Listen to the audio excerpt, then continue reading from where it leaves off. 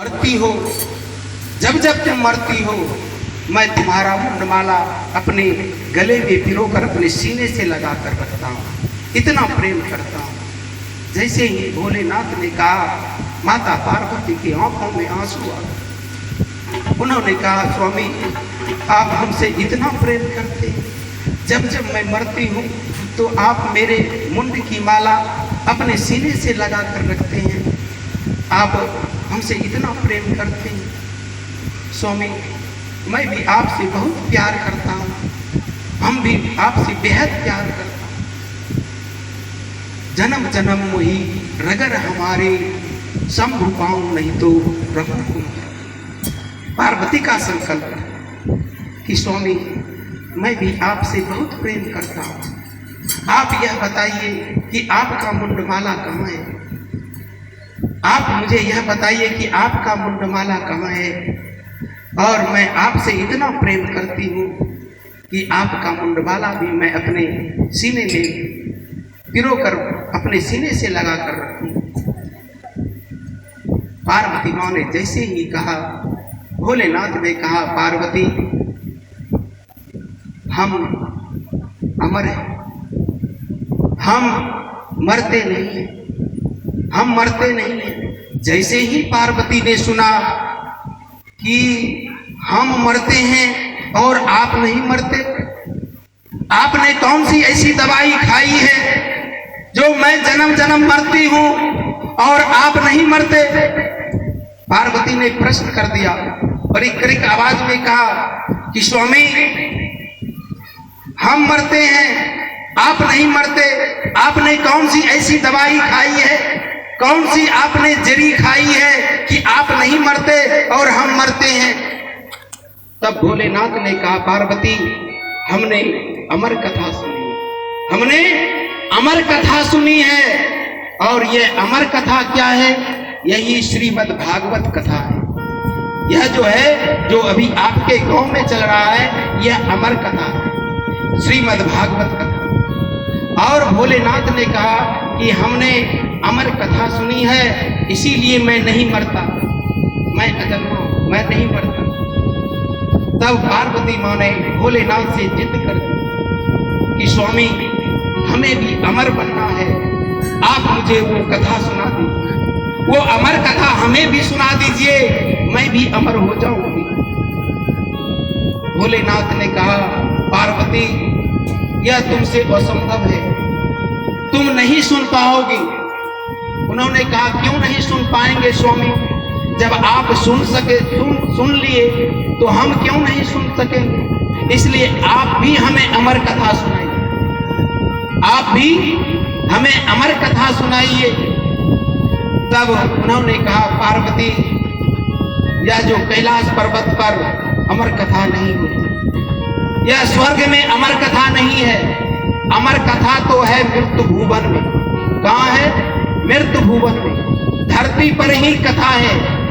और वैकुंठ साकेत धाम में नहीं है, स्वर्ग में नहीं है कथा, मृत्यु भुवन में ही कथा है। इसलिए कथा तो जब मृत्यु भुवन जाएंगे तब वही कथा। ध्यान देंगे, जब भगवान राम अपने यहाँ की लीला समाप्त कर स्वधाम जाने लगे तो सारे अयोध्या वासियों से कहे कि हम लोग स्वर्ग जा रहे हैं, जिसको जाना है चलो। तो बहुत सारे लोग तैयार हो गए जाने के लिए। और हनुमान जी वहीं पर बैठे थे और राम नाम की माला जप रहे थे। और भगवान राम का नजर हनुमान पर पड़ा और हनुमान की ओर देखकर कहा, हनुमान सब आदमी जा रहे हैं, हम भी साकेत धाम जा रहे हैं, तुम नहीं चलोगे? तो हनुमान ने कहा, प्रभु क्या वहां पर आपकी राम कथा मिलेगी, वहां पर भगवान की कथा मिलेगी? तब भगवान ने कहा, नहीं वहां पर नहीं, कथा तो मृत्यु भुवन पर ही। तब हनुमान ने कहा, प्रभु हम नहीं जाएंगे, हम जहां आपका गुणगान हो, जहां आपका स्मरण हो, सुमरन हो, जहां आपका गुणगान गाता हो, वहीं पर मैं रहूं। और इसीलिए भगवान राम ने उसे आशीर्वाद दिए, चारों युग प्रताप तुम्हारा। प्रसिद्ध जगत उजियारा। चारों युग में हनुमान जी, हर युग में।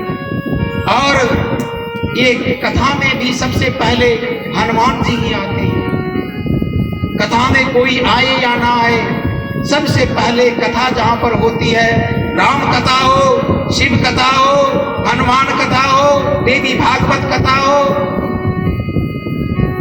सब में सबसे पहले हनुमान जी ही कथा पर आते हैं और कथा को श्रवण करते हैं। इसलिए साकेत धाम में वहां पर कथा नहीं है, मृत भुवन में कथा।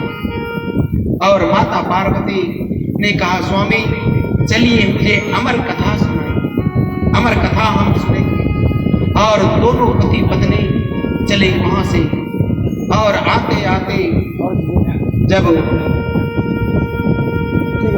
एक गुफा में आए, गुफा के नजदीक देखा ये सुनसान जगह है, यहीं पर कथा हम तुम्हें सुनाएंगे।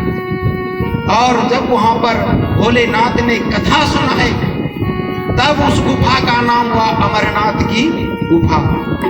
बोलिए अमरनाथ भगवान की। तो उस गुफा में जब गए तो वहां पर बहुत पशु पक्षी जीव थे। भगवान ने सोचा कि यह सब भी अमर कथा सुन लेंगे, इसलिए उसे वहां से भगा दिया।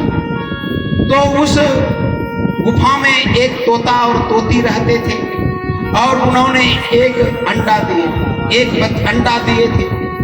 और भगवान भोलेनाथ पहुंच गए। उन्होंने सारे पक्षी को भगा दिए, जितने भी पशु पक्षी थे सबको भगा दिए, लेकिन अंडा तो उड़ नहीं सकता। सूगी दोनों उड़ गए, अंडा वहीं पर रह गए। और भगवान शिव ने सबको हटा दिए और वहां पर माता पार्वती से कहने लगी, पार्वती अब यहीं पर मैं कथा शुरू करूंगा, अमर कथा, लेकिन मेरा एक शर्त है, जब मैं कथा शुरू करूंगा तो मेरा नेत्र बंद हो जाएगा, और जब मैं शुरू करूं तो तुम हुंकारी देना, हाँ हाँ कहना। जब तक तुम हाँ हाँ नहीं कहोगे तो कथा पूर्ण नहीं होगा। जब भी दो आदमी में वार्तालाप होते हैं, अगर एक आदमी हाँ हाँ नहीं कहेंगे तो वह वार्तालाप नहीं होगा। और जब हम लोग छोटे थे तो हम लोग दादी माँ के गोद में जाते थे संध्या वक्त जब छोटे थे तो दादी माँ के गोद में जाते थे, माँ किस्सा सुनाओ, कहानी सुनाओ। तो दादी माँ कहती थी ठीक है सुनाऊंगी, लेकिन मेरा भी एक शर्त है, जब तक तुम हुंकारी दोगे तभी कथा हो। दादी माँ का भी शर्त है। तो हम सभी बच्चे बैठ जाते थे दादी माँ के आगे, नौनी जी के आगे घाट पर बैठ जाते थे और दादी जी किस्सा सुनाते थे। एक राजा थे, एक रानी थे, वगैरह वगैरह कथा सुनाते थे।